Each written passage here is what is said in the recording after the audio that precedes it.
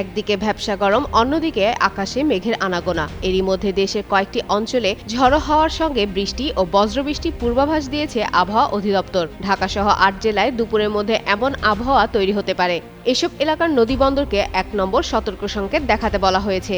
সোমবার ভোর ৫টা থেকে দুপুর ১টা পর্যন্ত দেশে অভ্যন্তরীণ নদীবন্দরের জন্য দেওয়া পূর্বাভাসে এই তথ্য জানানো হয়। এতে বলা হয়েছে, খুলনা, বরিশাল, পটুয়াখালী, নোয়াখালী, কুমিল্লা, চট্টগ্রাম, কক্সবাজার ও সিলেট অঞ্চলের ওপর দিয়ে দক্ষিণ বা দক্ষিণ-পূর্ব দিক থেকে ঘন্টায় ৪৫ থেকে ৬০ কিলোমিটার বেগে অস্থায়ীভাবে ঝড়ো হাওয়া সহ বৃষ্টি বা বজ্রবৃষ্টি হতে পারে।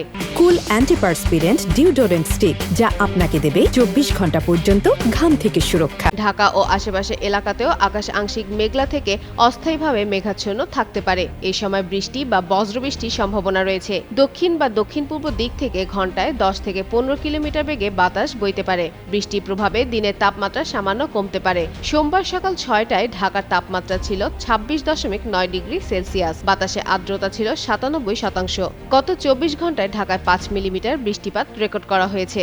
এদিকে খুলনা, বরিশাল, চট্টগ্রাম ও সিলেট বিভাগের অনেক জায়গায় এবং রংপুর, রাজশাহী, ঢাকা ও ময়মনসিংহ বিভাগের কিছু এলাকায় দমকা হাওয়া সহ বৃষ্টি বা বজ্রবৃষ্টি হতে পারে। কোথাও কোথাও মাঝারি থেকে ভারী বর্ষণও হতে পারে। এতে সারা দেশে দিন ও রাতের তাপমাত্রা সামান্য কমার সম্ভাবনা রয়েছে।